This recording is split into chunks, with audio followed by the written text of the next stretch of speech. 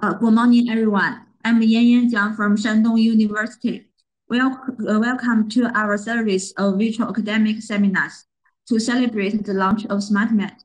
SmartMed is an open access journal launched by Wei and Tianjin University. I'm one of your young editorial member of SmartMed. The editors-in-chief are Professor Wenping Hu from Tianjin University and Professor Hua Zhang from City University of Hong Kong. Today, we are very honored to have Professor Wei from California Institute of Technology. Now I will briefly introduce Professor Wei to all of you. Professor Wei is an assistant professor of medical engineering in the Division of Engineering and Applied Science in California Institute of Technology. He received his PhD in chemical engineering at the University of California in San Diego in 2014 as a Jacobs Fellow and the HHMI International Student Research Fellow in 2014 and 2017. He was a postdoc fellow in the Department of Electrical Engineering and Computer Sciences at the University of California, Berkeley. He has received many academic awards and has been nominated as quite a few academic fellows like ONR, Young Investigator Award, Sloan Research Fellow, IEEE, EMBS Early Career Achievement Award, IEEE Sensor Council Technical Achievement Award, and the like. He is also a member of Global Young Academy and 2020 highly cited researcher. He is an associate editor of Science Advances. His research interests include wearable devices, biosensors, flexible electronics, and micro or nano robotics and nanomedicine. Today, Professor Guo will give a talk about skin interface wearable sweat biosensors. Okay. Let's warmly welcome Professor Guo to give us today's talk. Professor Guo, please. Thank you. Okay. Thank you very much for the introduction. Sorry, wait a moment, please. Okay. Thanks very much, Ian, for the introduction, and thanks SmartMed for the platform, for the opportunity for me to share our research. Today is really my great pleasure to discuss our recent research on skin interface wearable biosensors. My group at Caltech is fairly young, close to 4-year-old, and we have around 25 people now, and focus on developing mainly bioelectronic devices for personalized health. Most of our group members are actually working on wearable biosensors. We also have other efforts working on therapeutic devices or micro robot. And today I will mainly focus our research on wearable biosensors. As we know, wearables can play a very important role in personalized healthcare because they can continuously collect data from our body and tell us what's going on, what's going wrong with our health. But if you look at what's available right now commercially, and we can see Apple Watch, Fitbit, Xiaomi Band, or Huawei Watch, there are different types of smart band or watch that can do different types of health monitoring. But what they can do mainly limit to physical parameters, such as they can monitor heart rate, they can monitor walking steps, physical activities, or right now they can also do EKG for some devices. That could be useful for some applications, but their application is also limited because they cannot provide more useful information about our health at molecular level. So we think a major gap, which is also a great opportunity right now in wearable biosensor field, is how can we collect physiological information at molecular level continuously and ideally non-invasively. So we are mainly looking at human sweat. Sweat is a very important body fluid. We can retrieve sweat continuously conveniently and non-invasively. And sweat contains many important biomarkers or analytes, including different types of electrolytes, such as sodium, chloride, potassium, calcium, and pH. Metabolites such as lactate, glucose, urea, uric acid. We can see over actually 30 amino acids in human sweat, over 300 proteins. And we can also identify different types of hormones, heavy metals, and drug molecules from our sweat. And importantly, we are sweating all the time. And in the past, sweat test is not something new. People have been using this one for decades. They can apply this for disease diagnosis, doping control, drug dosage control, or genomic studies. One example in a clinical setting, people use sweat test for cystic fibrosis diagnosis. Cystic fibrosis is a genetic lung disease. Clinically, diagnosis is based on sweat chloride. If your chloride is higher than 60 millimolar, for example, you'll be likely to be diagnosed. So, but still, people say, I don't know many other examples about using sweat as a diagnostic tool in a clinical setting.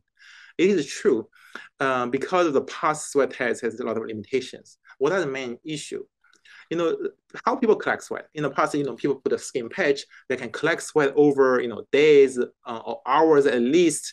Then they send this sample to a laboratory test. You can run mass spectrum to analyze these different biomarker level. But as you can imagine, for a very long time, you only get 1 point, which is still require extensive laboratory analysis, take a very long time, and you only get 1 point. This point, is a long-term average data. Our sweat biomarkers, in fact, change very quickly.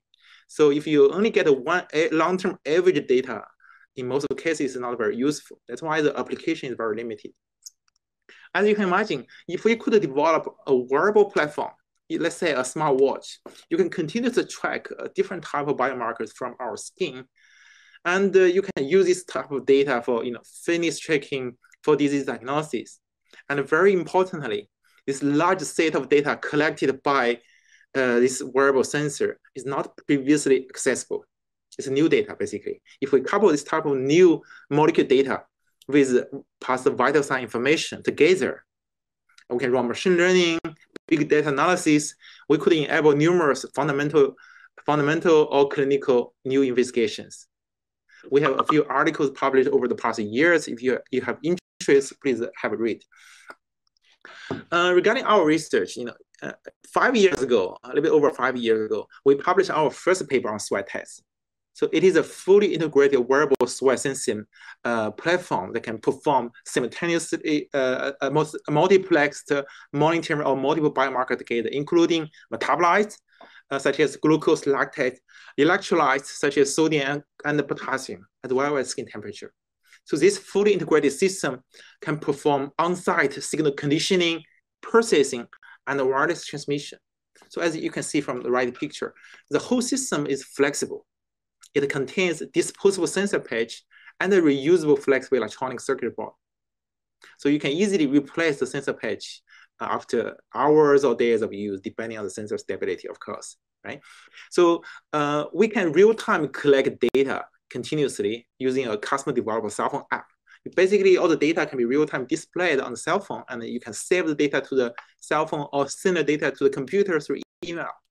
So in this case, we directly, develop sensors, electronics, and all the way we can collect data in the end. So we think that this is very important. They open the door for many new potential applications.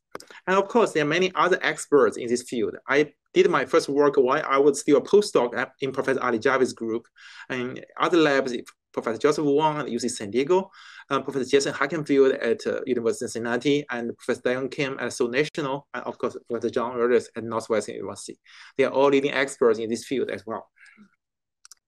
So before I talk about more applications about sweat sensing, I want to briefly introduce about some biosensing mechanism we used in biosensing, in wearable sensing in this case. Not all the biosensors can be applied for wearable sensing, as you can see, which kind of criteria we need. We want to perform in situ sweat analysis. That means we don't want to wash the sample. We don't need to apply external redox probe, for example. We want to directly sense the chemicals inside the body fluid, perform continuous monitoring. And there are three basic types of sensors we are using right now. The first one is enzymatic sensors. So basically, to monitor some metabolites such as glucose, lactate, uric acid, creatinine, there are many types of metabolites. We can use a specific enzyme, which can selectively catalyze oxidation of this chemical. For example, for glucose, if we apply glucose oxidase, so we can catalyze glucose oxidation, generate hydrogen peroxide. There are different types of glucose sensor, generation 1, generation 2, generation 3.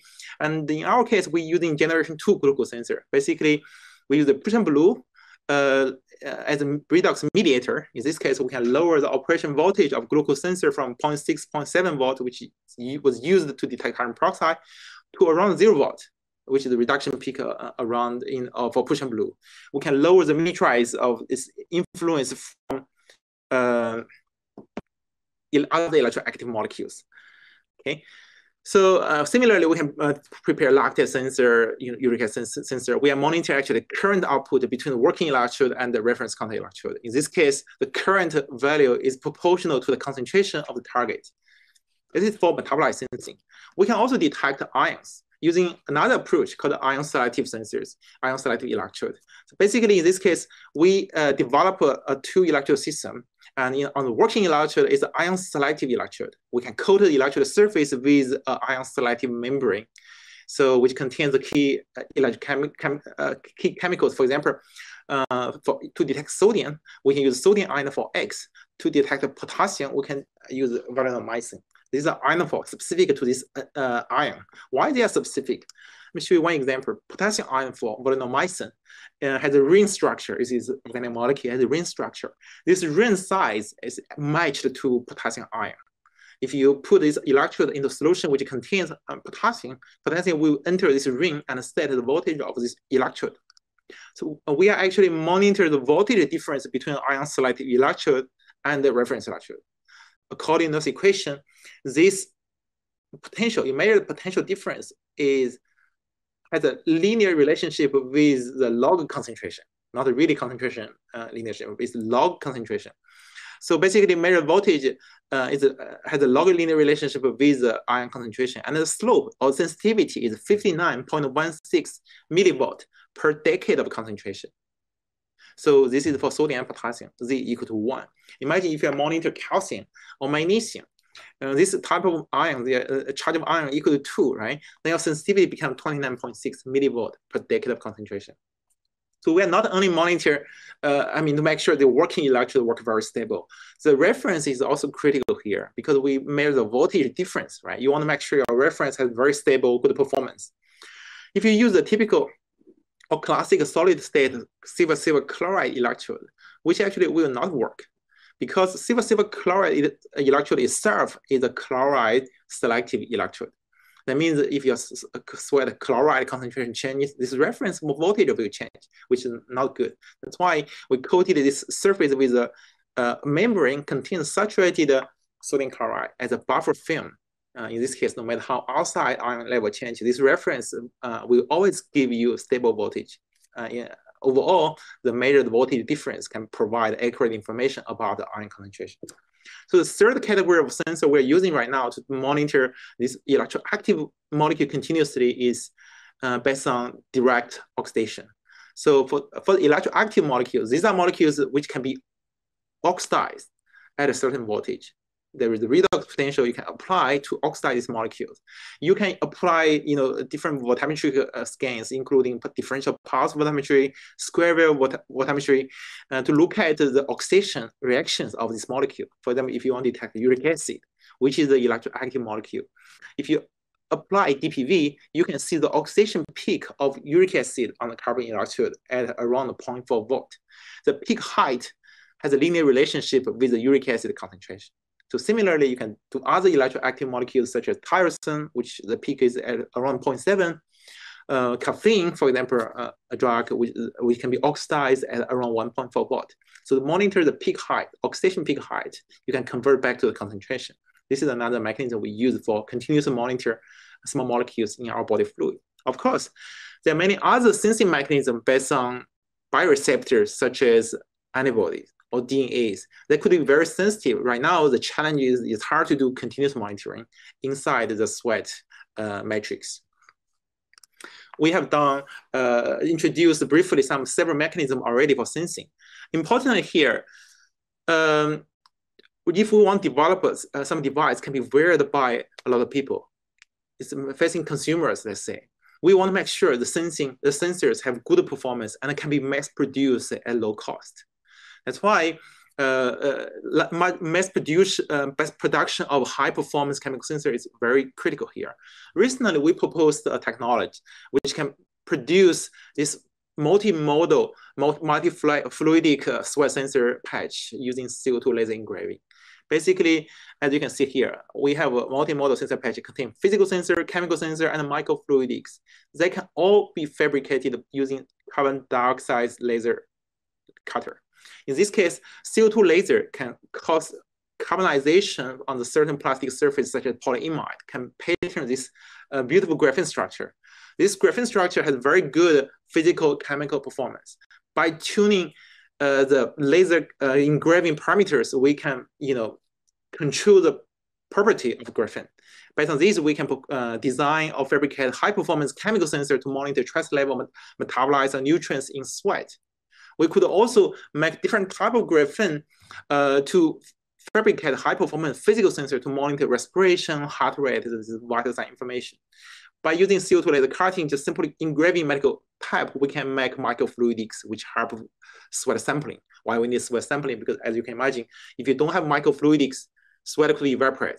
Sweat evaporation could cause a big error for your sensing. With the microfluidics, we have miniaturized influence from evaporation. And when new sweat come out, it will push away the old sweat in the microfluidics. And the sensor always measure the newly secreted sweat that give us higher temperature resolution as well. So let's look at graphene-based chemical sensor fabricated by laser. Again, laser engraved graphene electrode show very good performance compared to classic glass carbon, gold, or screen printed electrode.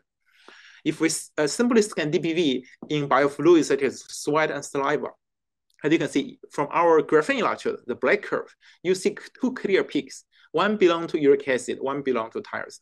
But on the other electrode, you don't see such clear peaks. That means our electrode is quite sensitive to detect electroactive molecules. You can actually easily detect uric acid and tyrosine here using our graphene electrode. This is for chemical sensor. We can also use the laser engraved graphene, as I said, to fabricate a high-performance physical sensor. For example, temperature sensor, we can based on fabricate design temperature sensor based on graphene. You can see a negative temperature coefficient.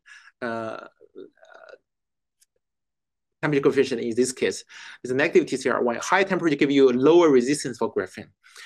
Similarly, we can design a strength sensor based on graphene resistance. Some people might think, since you pattern this 3D graphene on the surface of polyimide, basically simply burning the polyimide to fabricate a 3D graphene structure, maybe this graphene could be very flaky, not very stable in performance. Which is actually, that is not entirely true. If you control the parameter properly, this graphene could be very robust. As you can see here, this graphene-based physical sensor, if we do extensive bending using robotic hand for 10,000 cycles, the resistance remains nearly unchanged.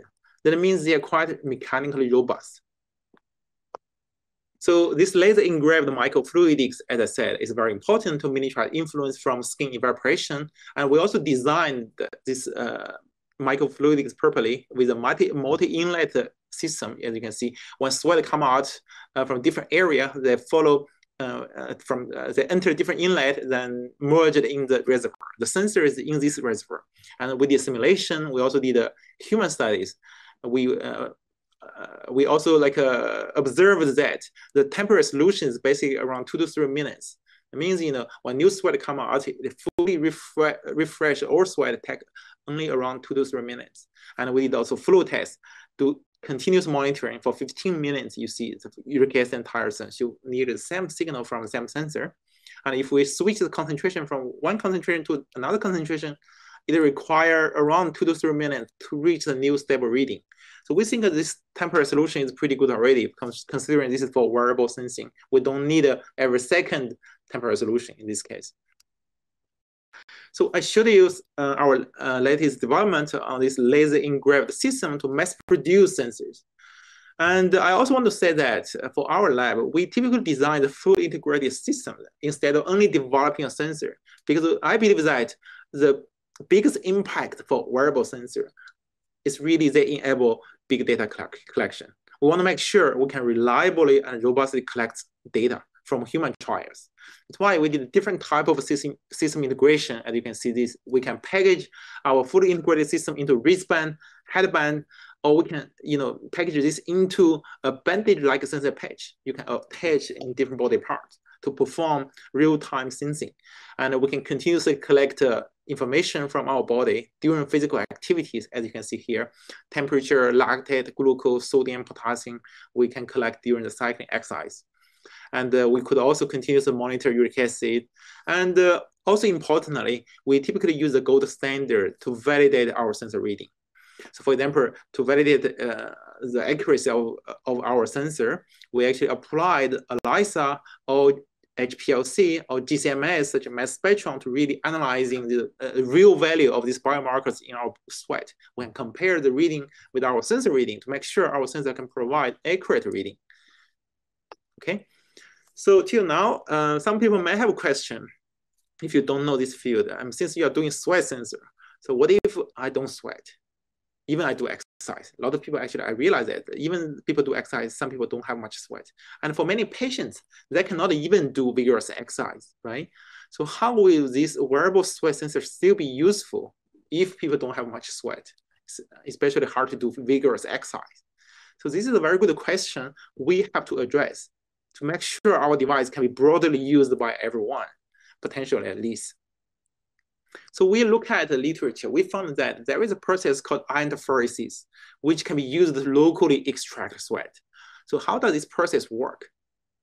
Basically, you apply a small current on the skin, and on the two electrodes, there is hydrogels. The drug is loaded in the hydrogels. Drug molecules will go with the current to enter below the skin, and this drug will stimulate the sweat gland and trigger local sweating. In this case, only this small area, you get a lot of sweat continuously. Inspired by this, actually, we think about it. Of course, in a clinical setting, people use a small equipment like this to collect sweat. This is how people do for cystic fibrosis diagnosis I mentioned earlier. People collect sweat over a 1 hour, 2 hour period, then they send out this sweat sample to a lab to do lab tests for chloride tests. Inspired by this process, we developed a new platform, which can we integrate this iontophoresis module onto our wearable system.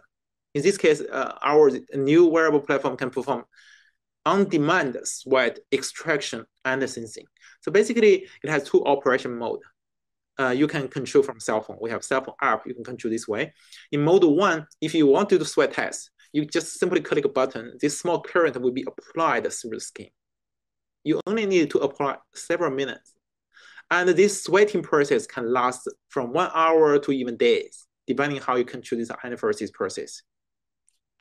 So this is a very attractive. It can be used for a lot of clinical applications, right? When the sweat continuously come out, you don't need to apply current anymore. And your sensor can perform real-time sweat analysis. You can continuously collect data. And you can restart this process if you want to do sweat sensing again. So we collaborated with Stanford School of Medicine. We want to characterize the sweating process. We monitor, you see, different parameters of sweating. We apply different type of drugs and drug doses. We observe that different drug or drug dose will have very big influence about how we sweat. If you look at acetylcholine, only look at like a response latency, which means how long after you apply iontophoresis sweat will come out. Acetylcholine, 10% will only give you 52-second delay. That means in less than 1 minute after you apply iontophoresis, sweat will come out. Very efficient. But if you use a pyrrolocarbon, which could take 240 seconds, which is very long, to your slow sweat come out. And through control the drug dose and drug types, we can actually control how fast we sweat, how long we sweat, and how much we sweat. Okay, this is very attractive, as you can imagine. We can control the sweating process, and beyond exercise, we can potentially do this test actually while people sleep even, right? Even you sleep on the bed, you can still autonomously extract sweat and analyze sweat in this case. we can apply in this way our sweat sensing technology for many clinical applications. So I just want to show you some examples. Firstly, disease diagnosis. I mentioned it twice already. I think cystic fibrosis diagnosis is the gold standard. I mean, sweat test is the gold standard for cystic fibrosis diagnosis. CF is a genetic lung disease. The patients usually die at pretty young age, like before age of 40. In US, many newborn child or infants will get screened using sweat tests, basically collect sweat, send out to laboratory tests. And can we do using our wearable sensor? We don't have to wait 1 week for this laboratory test data, right? So working closely with the Stanford Cystic Fibrosis Center, we actually applied our sensor on the CF patients. If you look at healthy people, sodium chloride level is around 20 for iron versus sweat. But for the patients, sodium chloride level both are very high, higher than 60, 80, 100 could be. If you look at the statistical information, there is a clear difference from healthy people to patients. Considering that the gold standard is based on sweat chloride higher than 60. So we can say that our device can be conveniently and rapidly used for early screening of diagnosing cystic fibrosis, which only take 20 to 25 minutes, including sweat induction and sensing. Okay, you don't have to wait 1 week here. Another application we are trying to really metabolic and nutritional monitoring, which is a very big topic in healthcare. And metabolic syndrome is affecting 1/3 of the population in the United States. In China, it's very high as well. The risk factors for metabolic syndrome is high blood pressure, high blood sugar, and high cholesterol level, obesity, and high uric acid level. So because there's so many risk factors and so high population, we can get a metabolic syndrome. And metabolic syndrome is actually further the risk factors for many severe health conditions, such as type 2 diabetes, kidney diseases, or cardiovascular diseases. So wearable sensor can play a very important role to really monitor our nutritional intake, metabolic health status, and give people early warning and potentially take nutritional intervention to minimize the chance for developing these severe health conditions. So firstly, a lot of people have interest about monitoring glucose through analyzing sweat, because non-invasive glucose monitoring, a lot of people have been dreaming about. So can sweat be a source for non-invasive glucose monitoring?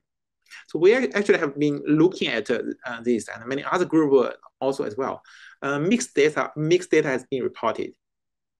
But what I want to say is that actually sweat glucose is reflecting our blood glucose level, but the correlation is not that high. But we can still see a positive trend when you have dietary intake. When you can still see significant increased sweat glucose level, similar pattern to blood glucose level. A lot more studies need to be performed to really correlate the sweat glucose to blood glucose with high correlation efficiency, because we want to make sure we have high accuracy for predicting blood glucose level if we want to use this one for diabetes management, which is a very high standard, right? But if we want to use this as a like health status monitoring, just fitness monitoring, which is very good already, I think. For the metabolic health monitoring side, we actually applied our sensor to monitor one of the key metabolic disorders, gout. Gout is the most common inflammatory arthritis around the world. Actually, it affects tens of millions of people. My brother has gout as well. A lot of people develop gout because of one, genetic reason, two, lifestyle. So gout is actually the biomarker. The key biomarker is really uric acid level. High uric acid level, will result in crystallization of this uric acid near the joint. That's why gout patient can get a gout attack. This joint will become very big, bulky, and they suffer from a lot of pain. So to monitor, if we could monitor uric acid level continuously, non-invasively, we could give people information about lifestyle management to make sure you have low chance for developing gout. If you have gout already, it will lower chance for you to develop to get gout attack or gout attack flare up. For the gout patients who is on medication to lower the uric acid level, monitor UA level is very important for them to really personalize the drug dose, because they don't want to take too much medication, which is dangerous. If you take too low medication, which is also not good, having a real-time feedback from uric acid level will help them to personalize the drug dose. We applied our laser engraved wearable sensor patch On the healthy people, as you see, we monitor sweat and serum uric acid level during the period after period food intake. We see a similar pattern in male subject, female subject, you see, between sweat and the serum uric acid level. We also recruited patients with gout, subject with hyperuricemia, and healthy subjects. You see that for the gout patients, their uric acid level in both sweat and serum are much higher compared to healthy people. And if you track one subject for 7 hours, you see that sweat uric acid level follow actually very closely before, during, and after this pure diet intake. If we plot our data together, we get a very high correlation factor of 0.864 between sweat and serum uric acid. This is just one example. We have been collaborating with Dr. Zhaoping Li, who is the chief of clinical nutrition at the UCLA Medical Center, to really apply our wearable sensor to detect different type of circulating metabolites and nutrients for monitor different type of metabolic disorders. Okay. So another example I want to briefly talk about is using wearable sensor for drug personalization, for therapeutic drug monitoring. You know, TDM, therapeutic drug monitoring, is a very important topic for drug dosing. So why we need a TDM? Because drug dosing, you know, in precision medicine, the physician would like to tailor the medication dose according to each patient, because everybody responds differently to drug, different type of drug. You cannot compare the metabolic rate for adults with that for a child. You can also not compare a person, very obese person, and compare to a very thin person. You know, their metabolic rate could vary by several times. And you know, many pills, we simply, you know, 1 day, 1 pill, 1 day, 2 pills. Those are like a general dose, which will not work for each person the same, especially for many drugs which have very narrow therapeutic window. We can come to the concept therapeutic window. What is therapeutic window? If the drug level, you know, for some drugs, drug level is too high, they can be, you know, bring you a very strong side effect. If the drug level is too low, you don't get enough treatment, right? If the drug level not too high, not too low, in this green zone, you get effective treatment and without too much side effect. Right? This is the therapeutic window. Many drugs, actually, their therapeutic window is very narrow. That means you need to precisely control the drug dose to make sure the drug level can stay in this window. How to do that? The patient has to come to the hospital or clinic to draw blood. Then, you know, we send the blood sample into a lab to analyze this drug concentration, which takes several days. And with this invasive blood draw, you only know 1 point drug. And drug, you know, metabolize like over time. You know, the level change dynamically. It's very hard to know the actual concentration in your body right now to personalize the dose, right? You need a very mature model to do this. But for many medication or many new like health conditions, you don't have this model ready. That's why having a wearable sensor that can real time tell you or tell physician your real drug level in your body right now is very important. For drug personalization, for you to get the best or most effective treatment. So that's why we did some pilot study to start using our wearable sweat sensor to monitor drug level by analyzing sweat drug levels, you know, continuously, non-invasive at home. So we use the model drug here, caffeine. We picked caffeine because before we found a great medical collaborator, caffeine is a very simple model drug we can try because we can easily dose people, dose our subject, just ask people to drink coffee. You know, in United States, we drink coffee a lot. We can easily ask our subject to drink 1 shot, 2 shots, or 3 shots coffee. Then this is the way how you dose people, right?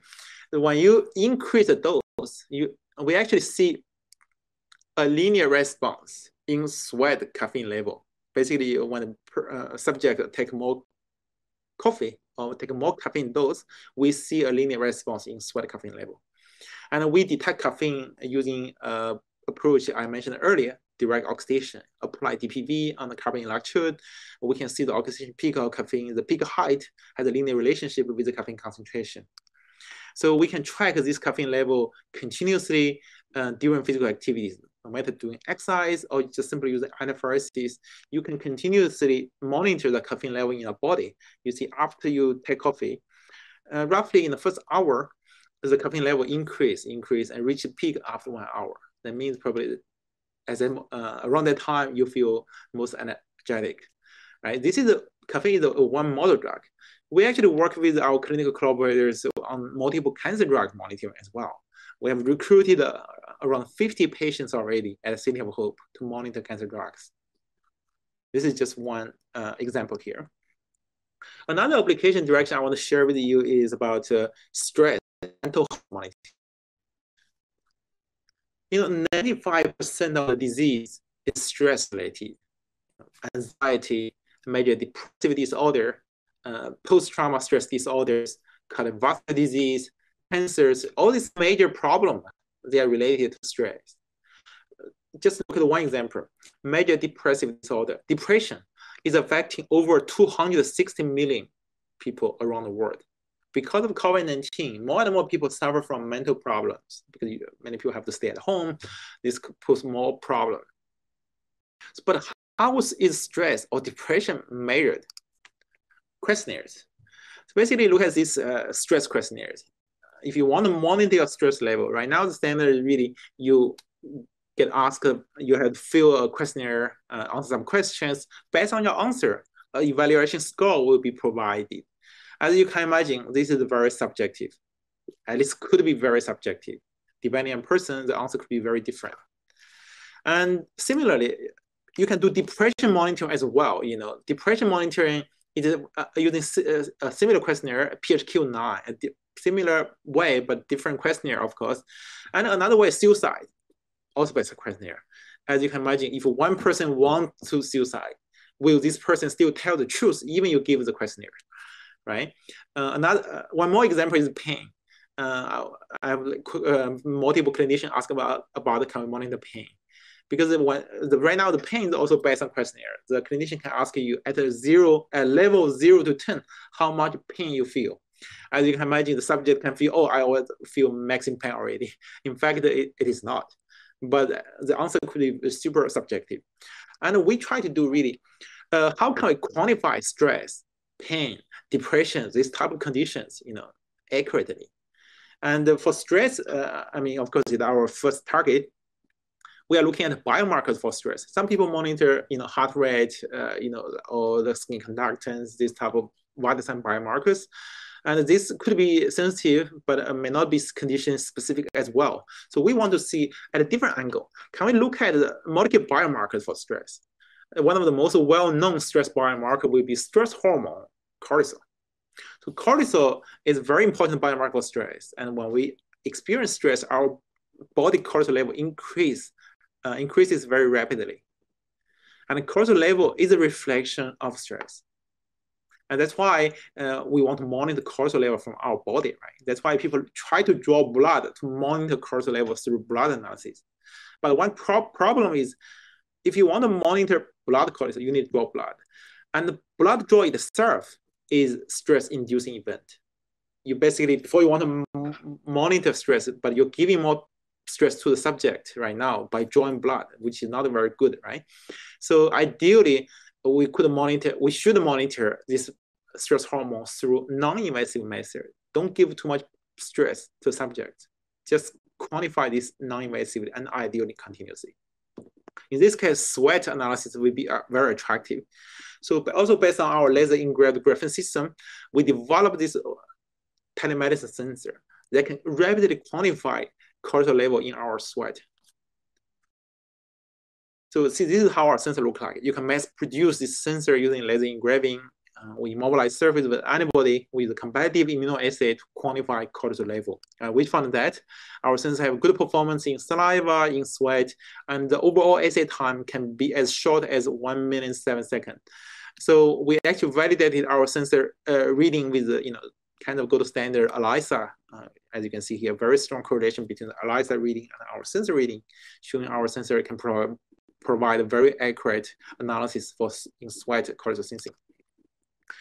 One of the important things for cortisol is not only its level, it's also the circadian rhythm. What is circadian rhythm? It's the cortisol level fluctuates over the day or during the day.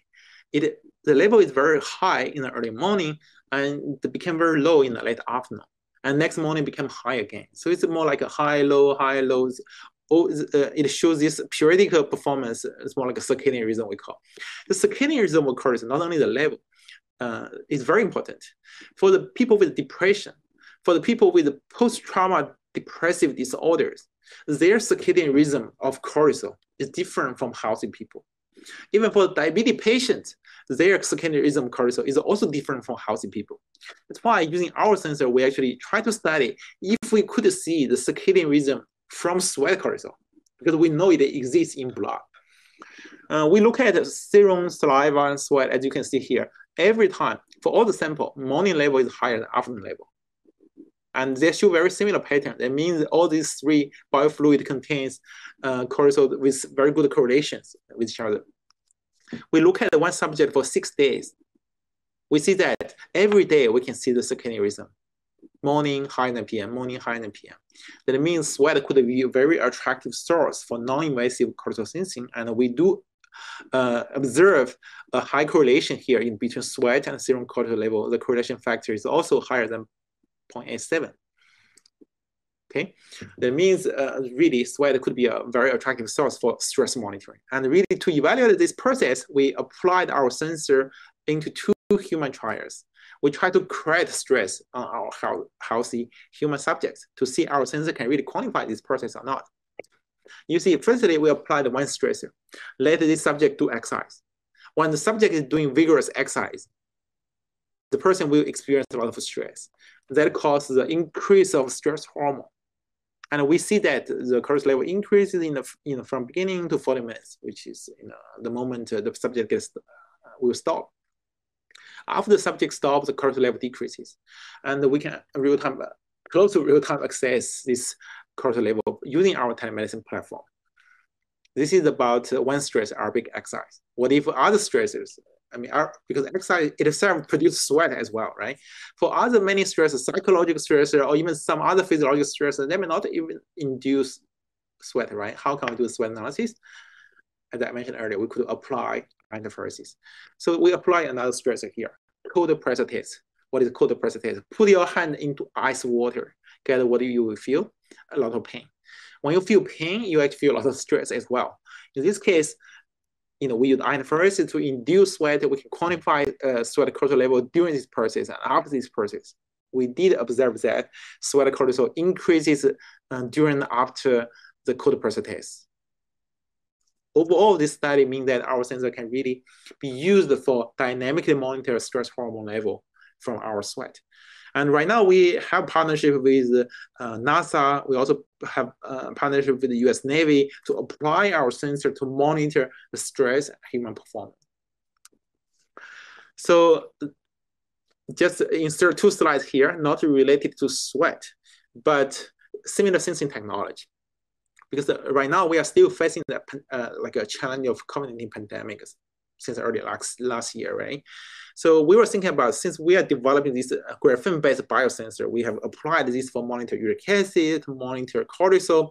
How can we, adapt our sensor to monitor or diagnose COVID-19? So here, to fight COVID-19 pandemic or infection, we actually developed a telemedicine platform, SARS-CoV-2 RapidPlex. We call it RapidPlex. It can simultaneously monitor 3 different types of biomarkers, actually 4 markers, 3 different types. One is a virus antigen, the 2 virus antibodies, and also inflammatory biomarkers such as CRP. So this platform can simultaneously monitor 4 different targets within 10 minutes in both saliva and blood, which could tell us 3 different aspects of infection. Virus antigen will tell us whether we are currently infected or not. Virus antibody will tell us whether we have been infected before, or our immunity information. Like for example, if you get fully vaccinated, you will get high antibody level as well. This inflammatory biomarker information will tell us how severe the infection is. So we get all this information within 10 minutes. So it's pretty efficient. We actually tested the selectivity of our platform versus other potential interferences such as SARS or MERS. We found that the sensor is quite selective and sensitive. And we analyzing the sample from COVID-19 positive and COVID-19 negative patients. we see that from RT-PCR, the COVID-19 positive patients, all these biomarker levels we are monitoring show very high concentration, much higher compared to healthy people. This indicates that our sensor can really accurately quantify this COVID-19 biomarker for at-home wireless COVID-19 diagnosis and management. And last figure, as you can see that with the symptom of COVID-19 severity increase, we indeed observe the increased inflammatory biomarker concentration as well, further confirming our sensor is accurate. The last part of my talk, I want to briefly share our recent effort about developing the self-powered battery-free wearable system. So how can we power our future wearables? Right now, most wearables rely on battery, but not everywhere recharging is available. For example, if a soldier performing a task in a wide area which is no electricity available, how can we power the sensors? So in the future, when we have more and more functionality, actually this could pose higher requirement for power. How can we really power future wearable sweat sensor? Since we are using sweat as a target to analyze for healthcare, one idea coming to our mind, can we really harvest energy from human sweat? Can we use sweat to power our entire wearable system? So recently we developed a battery-free biofuel-powered electronic skin, which can perform multiplex sensing, signal processing, and Bluetooth communication. The whole wearable system doesn't require any battery. So we can harvest all the energy from sweat, get sufficient power to get everything done, including multiplex sensing, data processing, and Bluetooth wireless communication. And Bluetooth takes a lot of power as well. How we can achieve that? So here we develop a highly efficient biofuel cell platform. And typically, biofuel cell is not something new, but in the past, biofuel cells suffer from two issues. One is low power. Power is not high enough. Two is poor stability, because they are based on enzyme, some electrode. They are not very stable in the body fluid. They only work for a very short period of time. We have to overcome these two issues to make sure this system can provide high enough power to allow us to do such everything without using any battery. So what we did here on the anode side, we immobilized our bioanode with, on the basis of 3D nickel structure, we can coat the nickel structure with a graphene, oxidize the surface, then on the graphene surface, we coat it with carbon nanotube. Then further, we can immobilize the redox mediator and enzyme lactate oxidase. This is on the anode side. Basically, through all these different processes, we increase the catalytic surface area by over 3,000 times. On the anode side, with platinum cobalt catalyst on the carbon nanotube network, overall, the catalytic surface area get improved dramatically, and we can get a very high power from untreated human sweat, as you can see here, from 4 subject sweat. Minimum, we can get 2 milliwatt per centimeter square. And the power could be as high as 3.6 milliwatt per centimeter square. And this is a continuous power, several milliwatt only from 1 centimeter square. Very high, as you can imagine. This allows us to power our entire system. And another thing we tried how to improve the stability. We solved the power problem. How we can improve the stability, solve the stability issue. So as I said, on the cathode is really the key, the limitation of stability. We typically, if you use silver-based cathode, silver is consumable. It will not last long. If you use the platinum catalyst for the cathode, it could potentially last long, but when you put this in the body fluid, very easy, it can suffer from falling, and overall stability is actually very poor when you use it for a long time in body fluid. And here we are applying platinum cobalt alloy nanoparticle. The transition metal cobalt alloy improves the cohesive energy and stabilizes this nanoparticle. And overall, that helps us to achieve long-term stability. As you can see here, platinum in sweat, within 1 hour, the onset potential dropped very quickly, below 0.1 from 0.4. If you use platinum cobalt, it maintains very high onset potential as well after 1 hour. But if you on the surface coat another anti-fouling layer napkin, you can get very stable performance over time.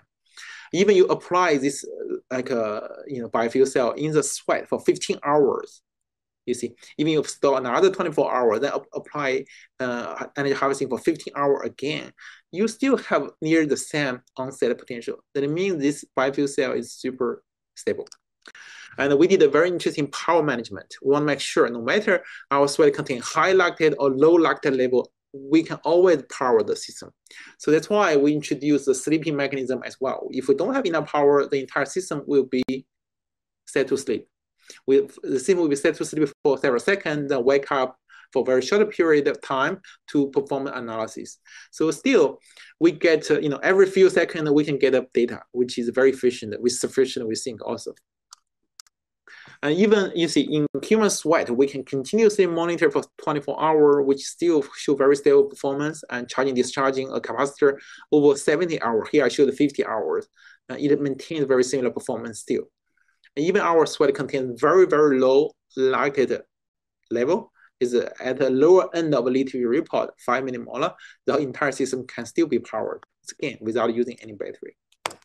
So this battery-free system, we can apply it for monitor different types of sweat biomarkers, including pH, glucose, urea, ammonia, and continuously. This is very attractive, we think, because it's fully self-powered and a wireless system. Very recently, we also collaborated with another electrical engineering professor, Professor Azita Imami. We want to further miniaturize this entire system. So Professor Imami actually developed this IC chip. So with the size of only 1.06 by 1.32 millimeter, this entire chip can do energy harvesting, processing, power management, and wireless communication. So if we package our biofuel cell with this IC chip together, it only has 5.5 by 6.2 millimeter. It's still very small. It can provide stable power output. And as you can imagine, based on this platform, we could shrink our future self-power system dramatically.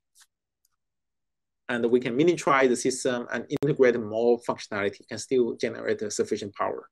We hope. The last example is really still on the power. Not only we can harvest energy from sweat, we could also harvest energy from our body motion using triple electrical nano generator, where Professor Zhongling Wang is a pioneer and a leader in this field. And he really used flexible printed circuit board based FDNG, which can offer very robust performance over long-term operation. And still, this process can be mass producible because they are based on commercially available FPCB fabrication approach. So we can harvest energy from our daily activities when you have mechanical deformation, when you have different type of vigorous activity, you can always generate power. We can harvest this energy and charge a small capacitor. When the capacitor gets charged to a certain voltage, we can power the entire system to, you see, like different physical activity, we can generate different amount of power, but we can keep harvesting this power. And this power can be sufficient to power multiple biosensors and electronic circuitry for data processing, as well as Bluetooth-based wireless communication. And we can apply this battery-free system for sweat sensing as well. To summarize, I introduced the sweat sensing platform. We developed this fully integrated system that can perform multiplex sweat analysis. We can analyze a broad spectrum biomarker from our skin continuously and non-invasively. And this could enable big data collection from our daily activity at a molecular level. And this large set of molecular data can be used for fitness tracking, disease diagnosis, and very importantly, when coupled with the data analysis of machine learning, which can use this one for many new applications, especially toward preventive care. So in the end, I would like to thank my team. They did most of the work. They are in general very hardworking and smart guys. So I also would like to thank my collaborators, at engineering schools and medical schools in general. Of course, I would like to also thank our funding support. Thank you very much for your attention. I'll be happy to take any question you might have. Thank you. Thank you, Professor Guo. Thank you very much. It's really a very nice talk. It's very amazing.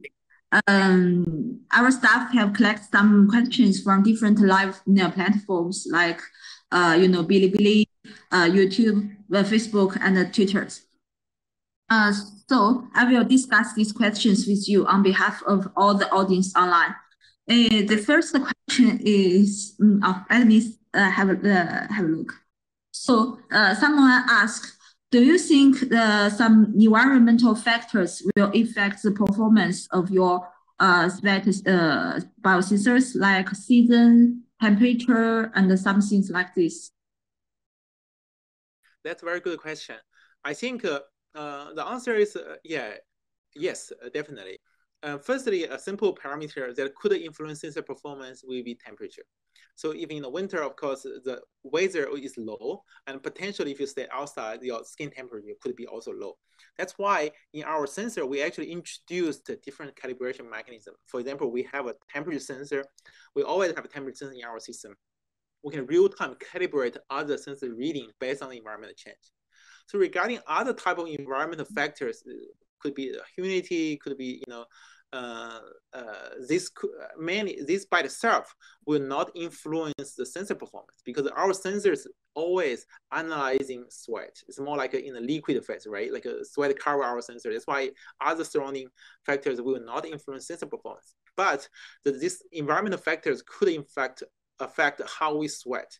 Let's say in the summer, maybe you have more sweat, you have faster sweat, which could lead to high sweat rate, which potentially could influence sweat composition.